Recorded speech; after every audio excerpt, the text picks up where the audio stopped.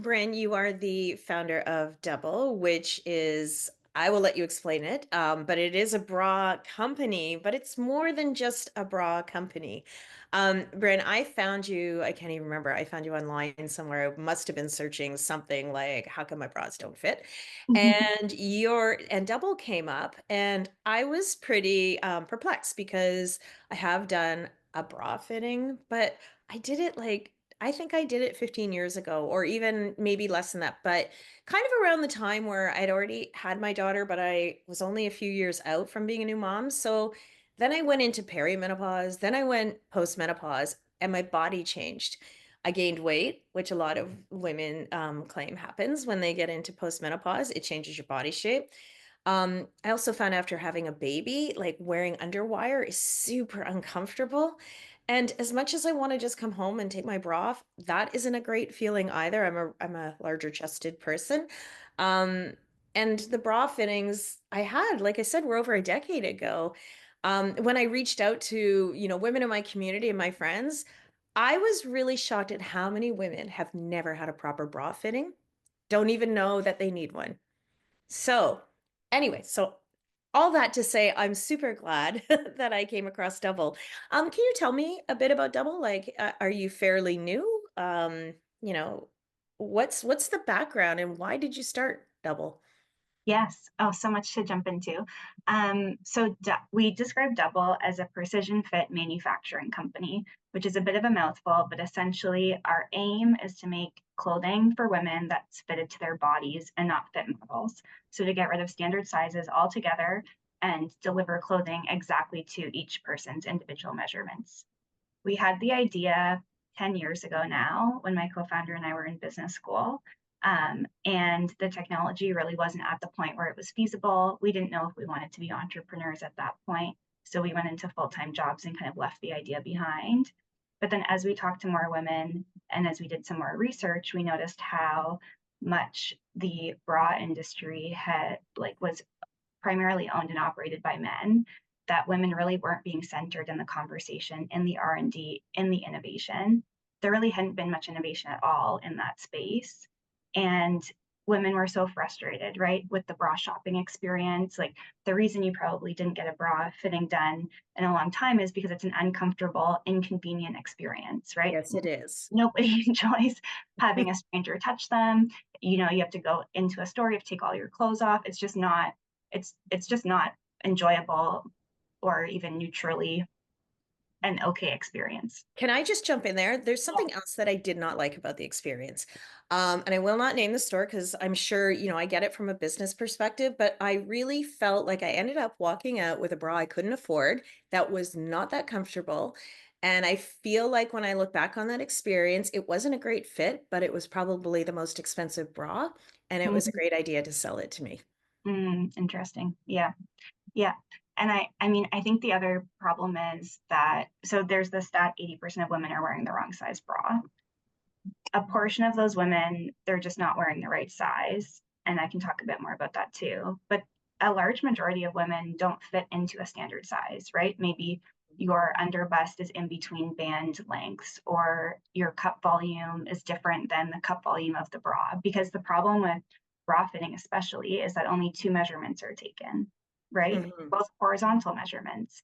So there's so much data that isn't taken into account when we look at breast size, but also shape, right? So some women are fuller on the top, some women are more of a bell shape, and that's not taken into account when we look at those two measurements. Yeah. You And have one boob is different than the other. 100, yeah, 25% of women I think are off by a cup on either side. And then Okay. you have your back, you have your shoulders, right? Like, those measurements are also relevant to your bra. It's not just something for this part of your body. So, um, we started thinking about that, the data, and this is a big part of Femtech, right? The data inequity, and the lack of data being used to drive innovation when it comes to women's products. So that was something that was really frustrating. The number of companies that were owned and operated by men that were happy enough to just plug along. And then it was also interesting talking to women and how they really didn't feel like a a bra that they couldn't feel on their bodies was something they deserved. Like it didn't feel like that was something that was achievable, that was necessary. It was just like, I come home at the end of the day, like you said, Jackie, and I want to tear my bra off, and that's just the way it is, right? Mhm. And I remember talking to my mom with her bra at one point, and she only realized it didn't fit, not because it was uncomfortable, but because it didn't look good under a tight fitting shirt in the back. Yeah. And so it's not about, like, she had decentered her own comfort so much that she was only like aware of it when she was thinking about how she looked to other people. And that was a big wake up moment for me. Because that is a thing, right? Like if we're wearing a tighter shirt and we are wearing a tight fitting bra, like I wear like a Knix bra, but if you get that bra bulge, Mhm. then you're pull it up or something. But also if you don't want your boobs down by your belly button in a tight shirt, you're wearing a bra that's probably a little bit too small to keep everything up. And that is so uncomfortable. Like my boobs feel oppressed most of the time. And I have found bras that are great when I'm mobile. But as soon as I sit down or lounge, they hurt. They dig into me. I'm very aware of the bra. Yeah, and a lot of what you're describing are Band-Aid solutions for support, right? And that's because the bra isn't fitted to your body. So maybe you're pulling the straps really tight to try to get extra support, but that's causing the band to ride up in the back. Maybe you're doing the band extra tight to give support, but that's obviously going to dig into you. So there are all of these things that we do to try to like make it work. Yeah. But our idea was, let's not do that, right? Let's just change the system. Let's just make it better. We've been operating the same way for clothing manufacturing now for 100 years. It's time for an innovation. And we're seeing so many different industries really innovate, and we're not seeing that for the garment industry. And there has also been, I would say, a lot more innovation in men's underwear than there has been in women's bras, right? Like you have the ball pouch, you have a lot of material innovation. And for women, like the best innovation we've seen in the last 10 years are half cup sizes, like Yeah. Yeah, and like where, unless you go to a sports bra, where's the breathable material? I'm someone who had a lot of hot flashes. Some women get really bad sweats, feel like I do most of the time, thermonuclear. And maybe there is fabric out there, but I've never found a bra that looks nice, fits well, and breathes. Yeah. Yeah. And our fabric, we specifically were looking for those properties. So it's treated with something called Cheeto Sante, which are crushed up seashells, and it's applied to the fabric, and it makes it antimicrobial, antibacterial, and sweat wicking to some degree. So they're very lightweight, very breathable, and also have a cooling effect. Wow, that's amazing. That is amazing. Okay, so your Double is doing bras now in the garment industry. But it sounds like once you get this, well, you have the technology all sorted out. Can you and will you use that technology to apply it to other garments? Yeah, absolutely. Like my personal thorn in my side for garments is underwear. I just don't Yes. have a proportional uh, volumetric behind to my like hip ratio, and so I can't fit. Like either one's off, like either the bottom doesn't have enough volume, and the band, like the waistband's too tight, or the opposite. So to me, I'm really excited for us to innovate in underwear because that's my biggest challenge. But it's the same idea, right? That we have 5 sizes that we're bucketing everybody's beautiful, unique bottom into. And it's not a surprise that most underwear don't fit. And then you're relying on the stretchiness of the material. And that's not great because that wears quickly, right? So you don't get longevity out of the product. And also throughout the day, things will then shift around. You get that like wedgie in the back. Um, Yeah. And also too, like when I think about underwear, I mean, we're going to get a little personal here, but you talked about the ball sack and that men have in their underwear and breathable material. Well, a lot of women, I mean, let's face it, our uterus is doing a lot of work at all times. So we get discharge, we get sweaty, we get hot, we get UTIs, we get yeast infections. And like I find that underwear, the way it's currently designed, does nothing to support any of that. If I want underwear like to wear under a pair of trousers, that won't show, it's usually like a nylon based and it's tight and it's not mhm. comfortable. It doesn't show, but it's not comfortable. So if I wear better fabric that breathes, like cotton, it bunches up, it shows under a skirt, it shows under pants. Like we can't currently win. Yeah, yeah, and that's what I think, like bras, what you just described, it's been trade-offs, right? Like either I get support or I get comfort. Either I get Yeah. the smooth look or I feel comfortable. So that's what we're trying to get rid of, is not having to make that kind of choice. Yeah. And really we're fitting the hardest part of the body first, right? So we're tackling the parts of the bodies that have the most curves, that are the most complicated, that have traditionally been left out of the conversation with other fitting tools that are typically designed and operated by men. And that then allows us also to be able to easily build out other garments, because once we have a top block and a bottom block for the hardest parts, our arms and legs are a bit more rectangular, linearly shaped, so it's a bit easier to build those out. So the other thing I'm really excited about is doing button down shirts, because I know a lot of women have problems with that, because again, like, you're not proportional all over your body. And so Yeah, we get that gap right here, right? Like everything yes, fits fine, and there's that gap between your boobs, and you're just totally. like, you have to go up a size, and then it becomes like longer on the shoulders. You feel like Exactly. you're wearing a man's shirt. Yeah, yeah, precisely. Yeah. Yeah, you know what's brilliant about that is that, when you go sort of more bespoke with your sizing, like when you're wearing a shirt that's a little bit oversized so you can accommodate other areas, it looks a bit sloppy, but it also to me enhances your body size. Hmm. Like you're trying to like hide, when you have those days where you're like, I think I just want to wear black or yoga pants because I feel really heavy or bloated. When you wear a top like that, it just sort of enhances that for me. So I love that you're doing that. I will be watching out. Um, in regards to the technology specifically, um, and let's talk about the bra fitting process, or we can talk about the bra fittings process, but I just really want to understand how the technology works. And let's start there because I know you're talking about more garments down the road, but currently we have access to your bras. And I've been on the site, I've seen the demo. It's so brilliant and not it's not rocket science. Hmm. Yeah, and it's actually the same for any garment. So the starting point is doing a scan, and we call it a scan specifically because we don't have any photos or videos downloaded. It's just using your silhouette to create a 3D rendering of your body, and you do this at home. It's done through your smartphone. You download an app, and then you're also wearing black form-fitting clothing, because the silhouette detection is using the difference between the black clothing you're wearing and then a white wall behind you. So for me, the most complicated part is I'm in Toronto in a little tiny condo. And so finding enough space for a blank wall, to put my phone far enough away to have my whole body in the frame, that's my biggest challenge, is just finding the space.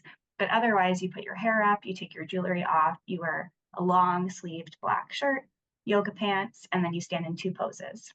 So that's the scan.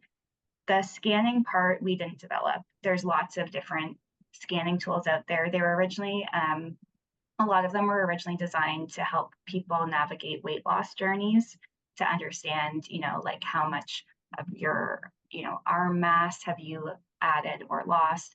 But we're using it to get that 3D rendering of a body that we can then do our digital tailoring on.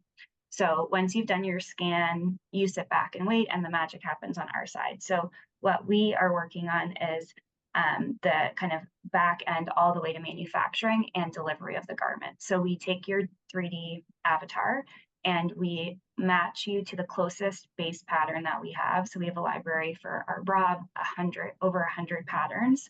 And then we tailor that pattern further to your exact proportions on your digital avatar. Currently, that's being done by our senior technical pattern maker. It's a pretty low level job for somebody with her talent, and we really want her to be working on other innovation. So we're replacing the manual work she's doing with an AI tool. So Ah, we'll be building a model. So right now you can order a bra, it's being done all manually. So we just have limited capacity. So we can only make 30 bras a week. But once we are able to have the AI model running, then we can really ramp up capacity. And then she can start working on developing other styles, including underwear and our other garments.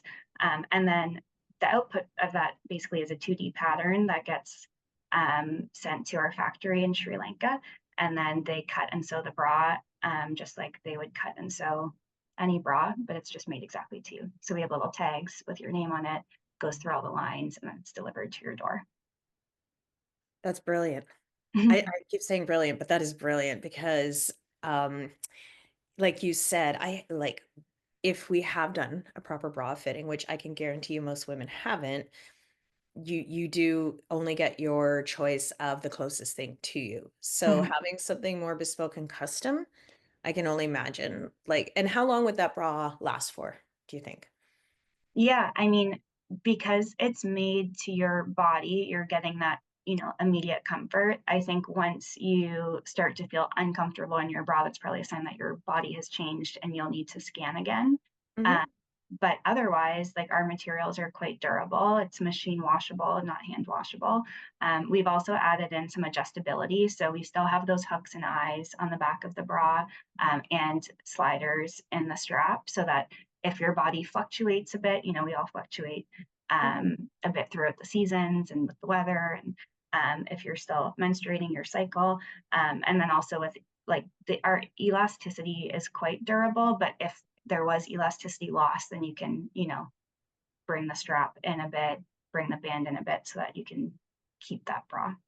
But we're trying to calculate cost per wear, right? Because I think there's a bit of a disconnect with women between investing in their undergarments, uh, Mhm. unless somebody else is seeing them, right? Like I think we have Yeah. a bigger capacity to spend money on lingerie than we do on our everyday bras and underwear. Yeah, that's so true.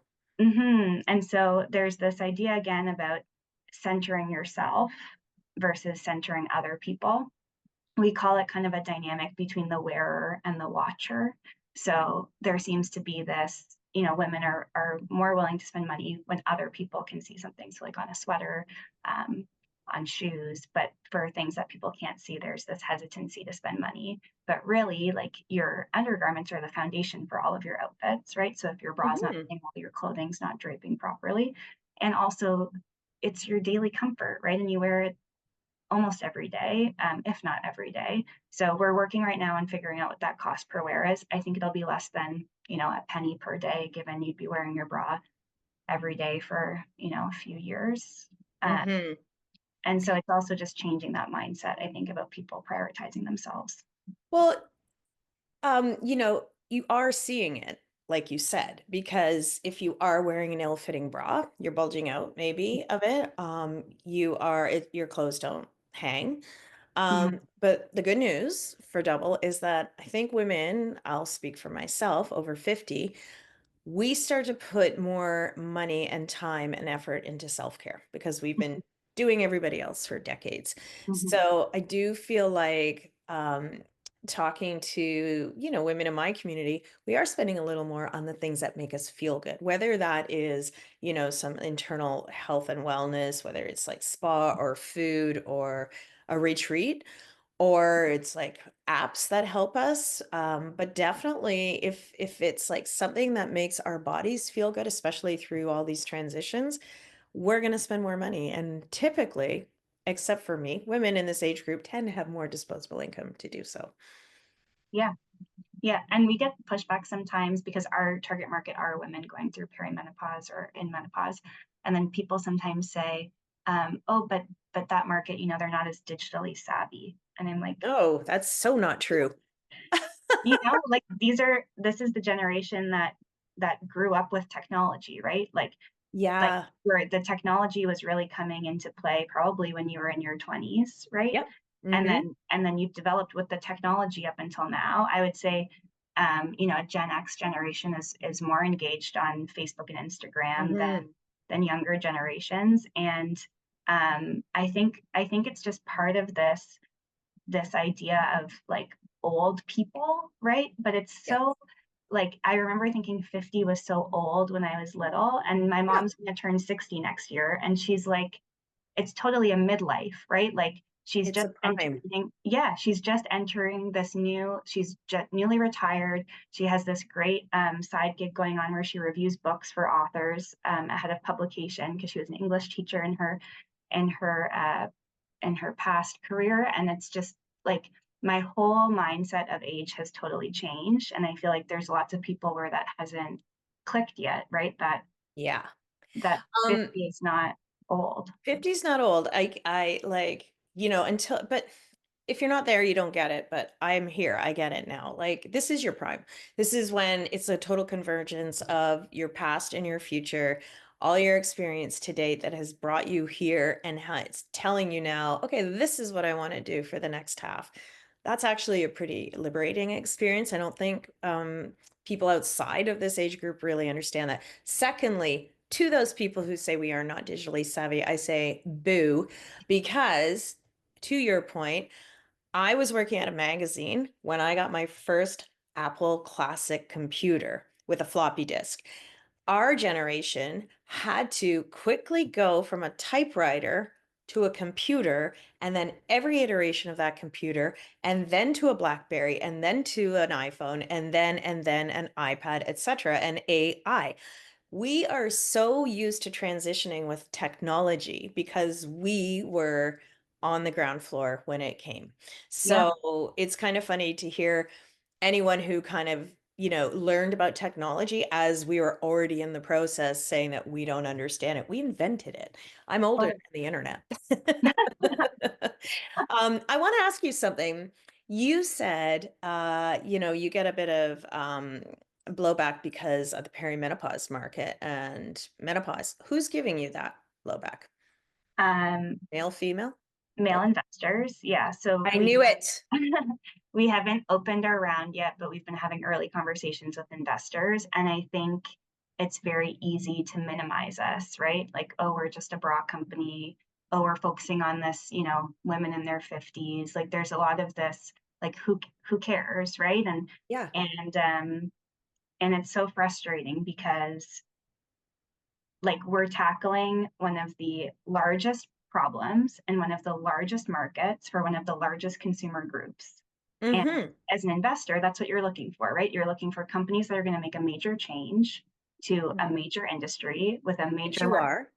Right. So, like when I sit in and I listen to sessions or speakers, like in my head, I'm going, yes, we're doing that. Yes, we're doing that. Yes, we're doing that. And then I have conversations, and then there's a bit of a disconnect, right? And I feel like there's this mental model of like what we're doing is small. And I don't know, I'm still working on how to change that, how to tell a Oh, different I'm going to help you change this. Mhm. No, because I talk about ageism all the time, and I find that so incredibly short-sighted. So I'll tell you a little story. I had someone a couple of years ago wanted to invest in my company, She 2.0, and make it into something else. And it was the first time somebody kind of approached me about investment. Anyway, I did a business plan, and I did a SWOT analysis, like for anyone who knows this, strengths, weakness, opportunity, and threat. And I changed the wording of competitor to collaborator, and that did not go over well. And I was told, like, this is an issue with women in business. We're too nice, we're too kind. And I was like, actually, we're too smart for you, because if you look at menopause, it wasn't even being spoken about. We have this new frontier. We are actually creating a new market, which is Mhm. now worth billions of dollars. Thank you, women.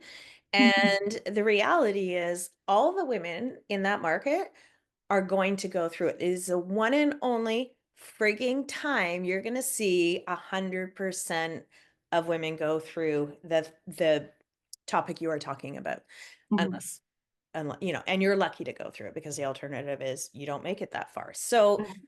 to say that, this is a small market is the most short-sighted thing I've ever seen. And the other thing that kind of sits in the back of my mind is, are they, you know, as a male investor, are you talking from your head or somewhere else? Because are you just more interested in younger women, and you want to see like that's just where their brain is, right? We've got to always target the younger generation. But the reality is, when I was in my 20s and 30s, I was fit, I was active. I didn't need the fit like I need it today. Mhm. So we actually have different needs, but we have greater needs, I would say. And then, there's also women who go through mastectomies. Mhm. Yeah. So, yeah, I'm sorry that you're up against that. I hear that from a lot of women in, like women entrepreneurs, especially, when it becomes like when it's about a female focused product, Mhm. um, it's almost like they're deciding who they want to focus on when the reality is your product like is actually being dictated by your market. Yeah, yeah. And it's funny, we originally were going to target women in their 30s because it's easy to target yourself, right? Like that's just usually the Yeah. default is you pick yourself as the target market. And then as we had more conversations, we heard exactly what you've been talking about, Jackie, right? And how quickly body composition changes and how, your body's there's so many changes in your body, right? And you no longer feel supported, and your needs have changed. Your needs have changed quite quickly and in big ways, and that nobody is talking to you. Yeah. And so that was a big kind of wake up call that our engaged market is really women who are going through a midlife transition, and like that like it was a very data driven decision, and you Yeah. think that a lot of investors would be data driven, but actually what we hear a lot from them are like they'll go through the presentation and they'll go, well, let me ask my wife, which is I have heard that so one many data times. point. Like we have all the data in our deck, and Yeah. maybe the wife will love it, and then that's great because we have a champion. But if Yeah. she's not your target market, right, or she, isn't interested in, like, your product isn't for everybody. We have definitely a more functional product than we do a fashionable product. That's kind Yeah. of the lane we've chosen. And so yeah, it's just like I think about people who are in agricultural technology, right, agritech, and like Yeah. the people aren't farmers, right? Or are they calling up their friend who's a farmer to ask No. them what they think? They're just looking at the size of the market, right? And the moat and the technology and the Yeah. defensibility and the plan. So I can understand to a degree, like if I was developing a male underwear, I can understand if I'm looking at like, new technology or something and saying to my husband, because I don't wear it, like, hey, would you find this helpful? But if he said no, I would not discount the product. He would right, probably say no because I don't have that issue. Well, that doesn't mean someone else, like, he wouldn't shut it down. right. Um, and it's so funny. You are like maybe the seventh person now who said they've sat with investors who have to take female focused products or technology or services to their wives. Mhm. Like, bring your wives to the table then. How about that? Yeah. Yeah. Well, and I'd love to see more women in investment, right? And I think Yeah. there's a lot of great conversation happening around a major wealth transfer that's happening, Mhm. um, and towards women, and educating women on how to become angel investors, because you don't need like a huge net worth to be an angel investor. No. Obviously, you need to have a level of risk tolerance because you can't always expect that money to come back to you. Similar sometimes to the stock market, depending on what you're investing in. But yeah, just I would love to see more women as investors, that they can invest in the women's products, so that we take some of the Yeah. power away from, you know. Yeah, and I think, like you said, we are starting to see more female investors come to the market, but it's a slow grind, and we still only get what, like 2% of investments. So, Mhm. you're up against it right now, and you are exactly the issue that other women are having in this space, which is unfortunate because on the one hand, we're saying Femtech is amazing because it is taking data and creating new products and services that we need. But on the other hand, we're being squashed because the short-sightedness of who's investing. Mhm. It's still, again, if it doesn't feel like something they're interested in, our needs don't matter. So, yeah, I could go on about that forever. Um, just I'd love to get your general thoughts. Like you're not just creating a new product. You're an entrepreneur, but you're in a new and emerging space, femtech. Can you talk a little bit about what it's like to be in that? Because it is a different category because you're dealing with technology. I hate to say it, but you're dealing with a bit of a bro culture. Mhm. Like, but you're also, it's also got to be super exciting because there's so much coming out I see in the femtech market. Yeah. Yeah. It our product's interesting because it's technology wrapped in a consumer product, right? And so we don't fall necessarily into pure tech, and we also don't fall into pure CPG, consumer packaged goods. So we're kind of in this awkward middle. And you can see that when you start to reach out to investors, because some invest in technology, some invest in consumer products, but the technology investors typically want you to be doing B2B enterprise level software, so that you can, earn revenue quite quickly on the money you spent on the software. And consumer products want to see really fast traction because usually what you're building in consumer product goods is easy to replicate really fast. And, you can ship big orders to retailers and get so, and we don't fall into either of those, right? Because we are consumer products, but we're on demand manufacturing and we have a big technological aspect. So we're in this kind of messy middle that way. But I think there are, like, I see in femtech a lot of people that are in that kind of messy middle because I think Hmm. a lot of I find women specifically are looking more at helping individuals versus the enterprise level. And so we're seeing a lot more consumer products come out within the femtech space. And unfortunately, there's just been um, a bit of a sour taste in the mouth of investors for consumer products. It's competitive right now, especially with all of the digital marketing costs and all the noise out there. And there's lots of products from overseas that are being marketed to people in North America, and Amazon's so big, it's just like hard to get through the clutter as a consumer product. So I think Yeah. that's another kind of uphill battle that I'm seeing in femtech. But what I think on the positive side, like there's a Femtech Canada community that's filled with amazing entrepreneurs, amazing products. So that idea of collaboration is huge. I think as women, especially, I've found nothing but kindness, support. Yeah. Women really like Hmm. helping each other up. You know, Mentorship, direction. And totally. that's the thing about the collaboration versus competitor is, especially in menopause, which is a very taboo and stigma-driven conversation. Um, you need as many people opening the conversation up as possible to lay the ground to come into the market with a product that women will accept and be interested in because now it's okay to talk about it.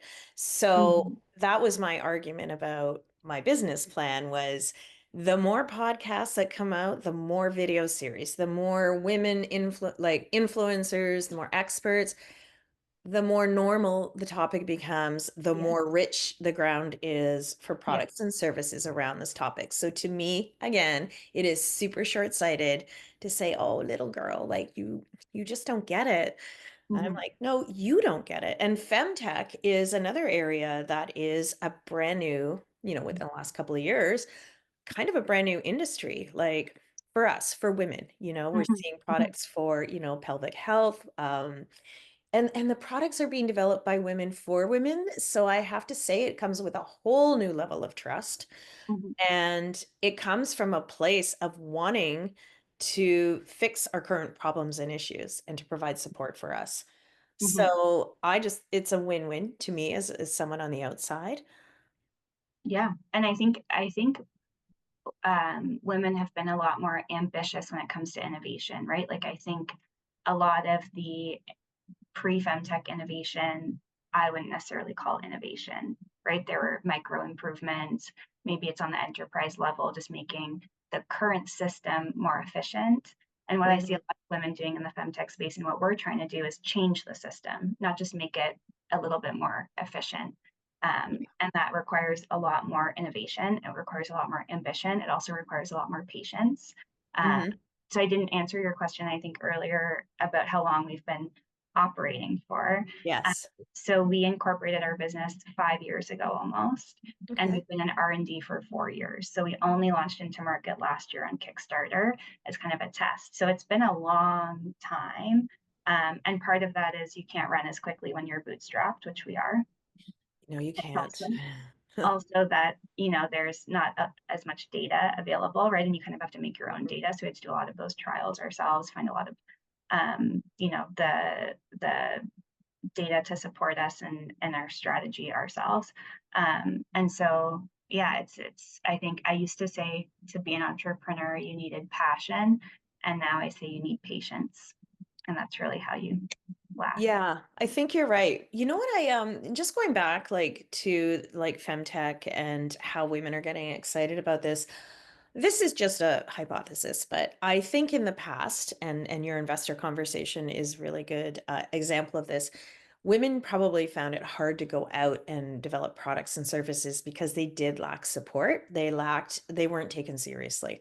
Um, where femtech is interesting is technology is helping propel their success. And, like right now we're having this big discussion around AI. And like I said, I remember when the first Mac Classic came onto my desk and everybody was like, the robots are coming. And you could either work against it or with it, but with the computer became a new set of jobs. People had to make floppy disks, people had to make those little hard disks. Then they had to come up with next generation computers and then tablets. So, where one industry kind of goes away or loses its, significance, we do create new industry around it. The other thing is, like, so with AI, I see it working the same way. Yeah, it will be used, it will be weaponized, it will be used against us, just like computers were. But there's the other side where it is such a valuable support, especially for women in tech, because it's helping you when you're bootstrapped, you lack resources, and you're still lacking like investor trust. Mhm. Um, and I just see that as such an opportunity for women. And then you're also, I don't know if this is possible, but you're collecting all this data and you're learning a lot more about a female market, Mhm. which is the big complaint. We don't know much about women when it comes to reproductive health products, etc. And you'll be able to share that data with other femtech entrepreneurs and entrepreneurs so that we can create more and more products and services that support women. Mhm. Yeah, and I think that collaboration culture is going to be so critical over the next few years, and really, I think so many women are tackling so many problems, and so it's how do we that idea of a rising tide lifts all ships, right? Like how do we rise the tide as quickly as we can, with whatever resources we have, so that we can lift all those ships up. Well, I will do whatever I can to support you, um, because you're supporting my boobs. Um, what would you say, and you might have already said it, and I think I know what the answer is, but what would you say the biggest challenge is in femtech for you? And I know we're talking the messy middle, but this is a new venture. 5 years old is still a new venture. hmm Yeah, I think in anything, trust is going to be your biggest commodity. And so it's how do you create trust as a new business? So, how do you create that trust with investors? How do you create that trust with customers? Mhm. We're really trying to change consumer behavior. So, how do you drive consumer behavior change?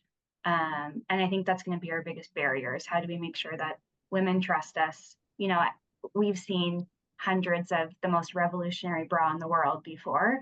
And typically it's not, right? So I think women It's have off been, the rack. yeah, I just think we've been let down so many times, like, Yeah. to believe that this is really going to be different. So I think there's that kind of trust cliff that we have to climb.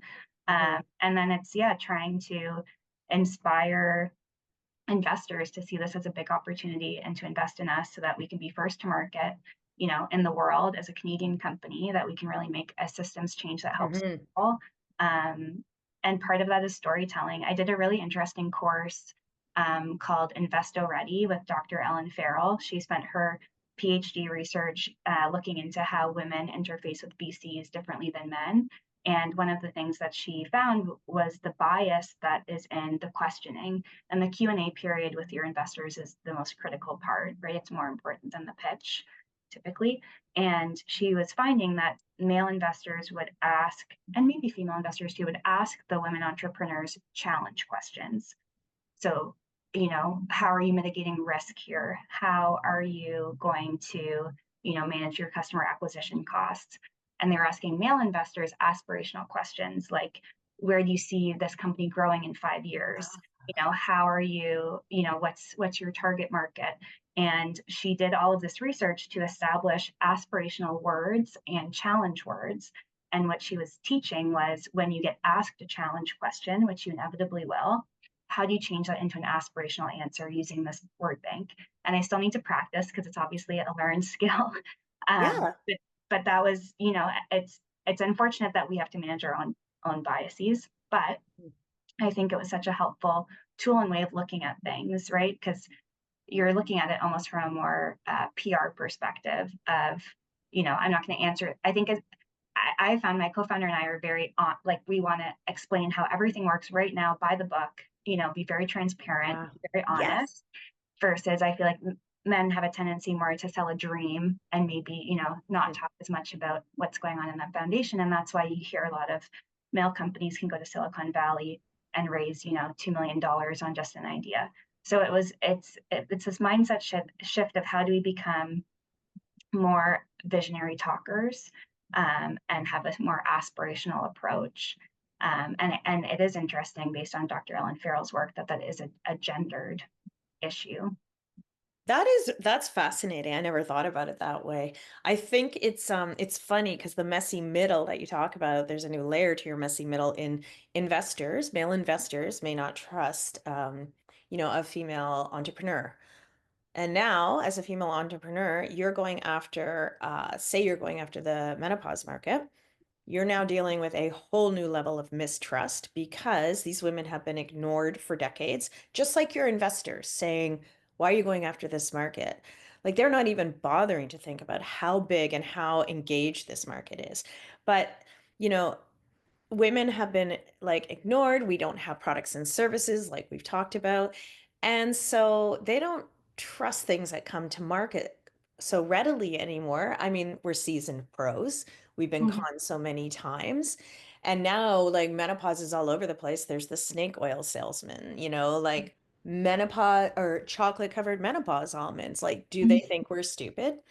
And so you're dealing with like trying to earn that trust. But mhm, one thing that you just said that really strikes me is the transparency, which we do not see. And I worked in advertising for 20 years, so I can definitely attest to this.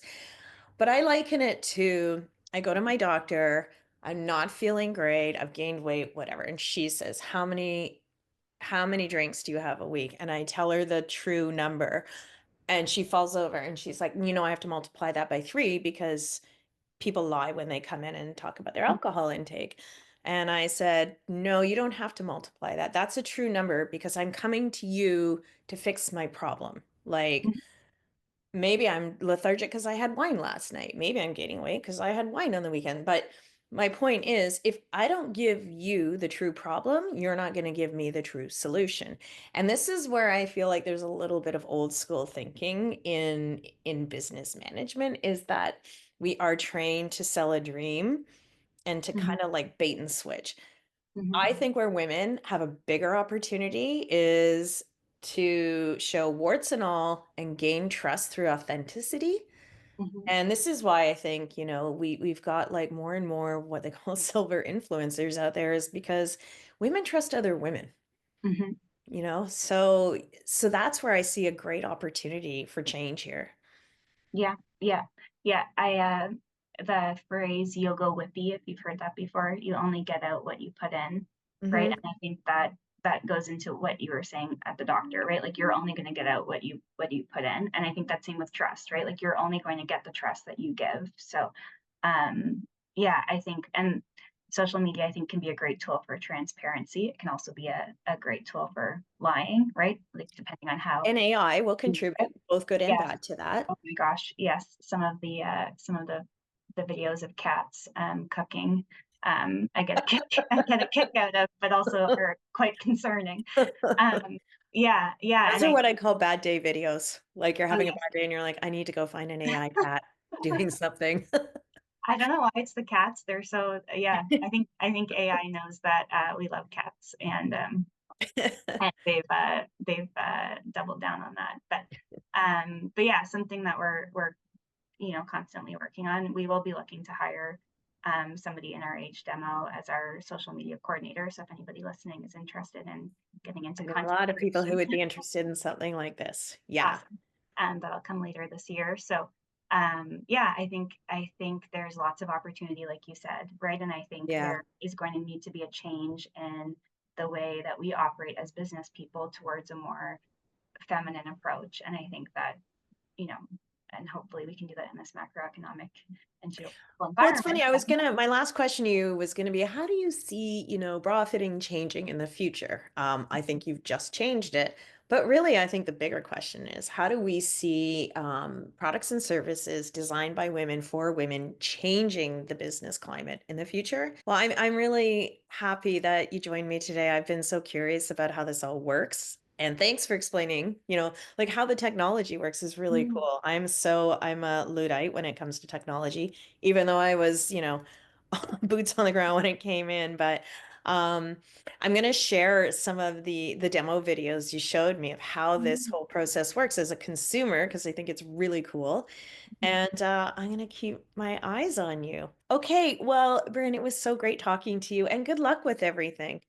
And Thanks. reach out anytime you need help. I know a lot of amazing women, and whether it's just a question or a resource needed or something, I think this is a great opportunity for women to support women authentically.